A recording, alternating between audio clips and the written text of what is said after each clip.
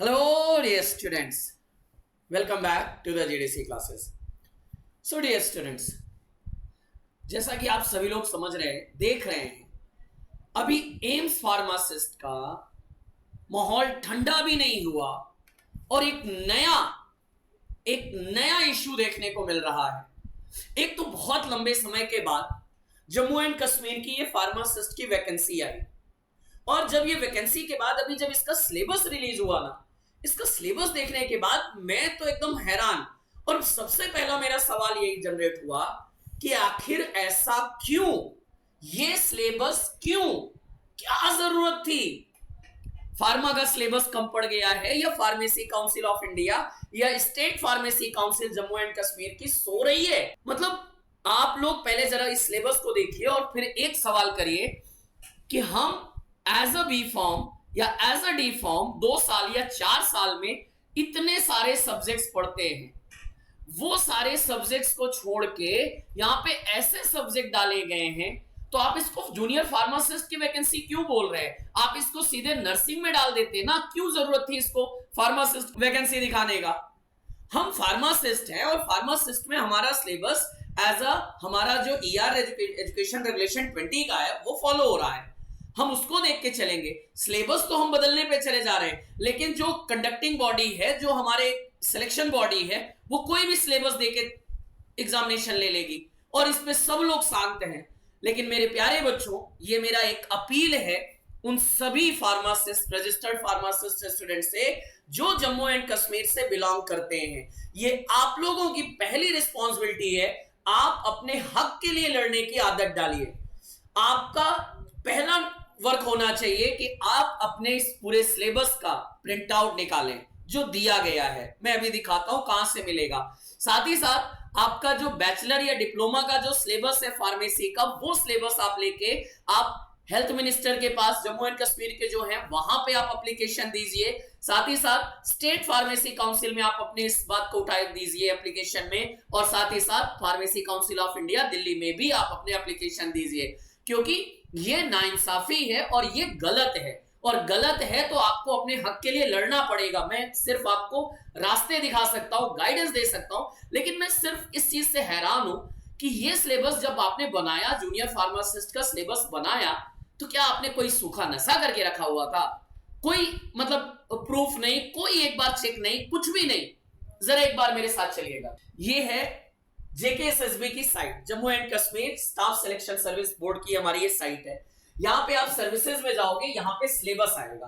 Under the syllabus जब आप जाओगे तो ये पहला हमारा जो नोटिफिकेशन है, syllabi for various post of health and medical education department advertise wide notification 7 of 2025 dated 19 जुलाई। मतलब क्या यहां पे स्टेट फार्मेसी काउंसिल को खुद से नहीं संज्ञान ले लेना चाहिए था? मेरे लिए सवाल है ये। मैं आपको इस सिलेबस पे लेके जाऊं, इन्होंने दिया यहाँ पे, उस सिलेबस को ओपन करोगे आपको ये पीडीएफ मिल जाएगा, उसमें सारे डिपार्टमेंट की बात हो रही है। हम उस फोकस करेंगे जो हमारा एनेक्सर जी, क्या लिखा है, syllabus for the post of dresser and junior pharmacist. चलिए, आपने ड्रेसर और जूनियर फार्मासिस्ट का सेम सिलेबस करना था, कर दिया, कोई दिक्कत नहीं, लेकिन आप हमारा सिलेबस तो हमें दीजिए। यहां पे anatomy, physiology, public health and hygiene disease. चलो मैं एक बार ये भी मान लेता हूं कि हमारा एनाटॉमी एंड फिजियोलॉजी है, हम उनको लेके चलेंगे, हम सारे सिस्टम्स को एक बार पढ़ लेंगे। नेशनल हेल्थ प्रोग्राम ये भी है, चलेगा, पहला चैप्टर चलेगा। अब उसके बाद देखिएगा अगला, देखिए क्या है, पब्लिक हेल्थ एंड हाइजीन। ये हमारे सिलेबस में ना बैचलर में आता है ना डिप्लोमा में आता है। चलो डिजीज एक बार मैं कंसीडर कर भी लेता हूं। आगे क्या रहा है, basic medical information, drug and antibiotic, basic medical information, drug antibiotic, there preparation and use. Sir ये कहां से हमारे में आएगा? रिकॉर्ड कीपिंग, चलो एक बार हमने बिजनेस मैनेजमेंट से मान भी लिया कि ये हो गया। अब आगे देखिए, first aid and home nursing. Sir nursing का सिलेबस है, फार्मेसी का नहीं। यहाँ पे health education including different type and disease, emergency health care services, sterilisation process and disinfection. Sir हम एज अ फार्मासिस्ट हमारा टारगेट है मेडिसिन, उनके फार्माकोलॉजिकल एक्शन, उनकी मैन्युफैक्चरिंग, उनका डिस्ट्रीब्यूशन, उनकी डिस्पेंसिंग, ये हमारा प्राइम ऑब्जेक्टिव होता है। ये हमारा नहीं आता है किसी एंगल से। यहां देखिए, home nursing, introduction of home nursing, nurse, sick room, bed making, patients toilet. क्यों, आखिर ऐसी क्या मजबूरी थी? Health education, principle ethics attribution, आगे स्टरलाइजेशन, डिसइंफेक्टेंट, आगे तो सबसे मजेदार, surgical instrument, their name, uses, preparation, patient for operation, pre and post operative patient care. क्या है ये? Preparation of instrument tray, gynaecology and obstetric tray, कहां से? Genito urinary trays, cardiovascular trays, orthopaedic trace. Sir ये हम pharma में नहीं पढ़ते हैं, ये हमारा फार्मेसी काउंसिल ऑफ इंडिया का जो दिया गया सिलेबस है वो ये नहीं है। आगे आप देखिएगा, पेशेंट का pre and post care. Sir pharma medicine देगा, प्री एंड पोस्ट केयर में वहां पे अप्लाई नहीं होता इसका कोई भी वर्क। तो इसलिए ये जितना भी सिलेबस दिया गया है पूरी तरह से रॉन्ग है, गलत है और इनजस्टिफाई है।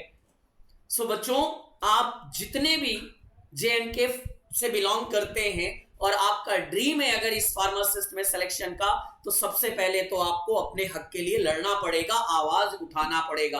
आप सोशल मीडिया से प्लेटफॉर्म उठाए, अपनी आवाज उठाइए, या आप जाके एप्लीकेशन देके अपनी आवाज को बुलंद कीजिए, लेकिन ये करना बहुत जरूरी है, क्योंकि अगर आज आपने नहीं किया तो ये धीरे धीरे ट्रेंड बनता चला जाएगा और जिससे कोई किसी का फार्मा का बेनिफिट नहीं होने वाला है।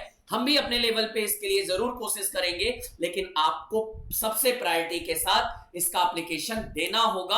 आप अपने स्टेट के हेल्थ मिनिस्टर से मिलिए, आप सीएम को एप्लीकेशन दीजिए, साथ ही साथ आपके जो स्टेट फार्मेसी काउंसिल है जेएनके की, वहां पे जाइए और इसका एप्लीकेशन जरूर दीजिए। और मुझे लगता है कि आपकी ये बातें जरूर सुनी जाएंगी, क्योंकि आप सही हैं और आप सही के लिए आवाज उठा रहे हैं। सो इस वीडियो में यहीं तक। मैं उम्मीद करूंगा आप सभी लोग इस चीज से एक्टिव जरूर होंगे।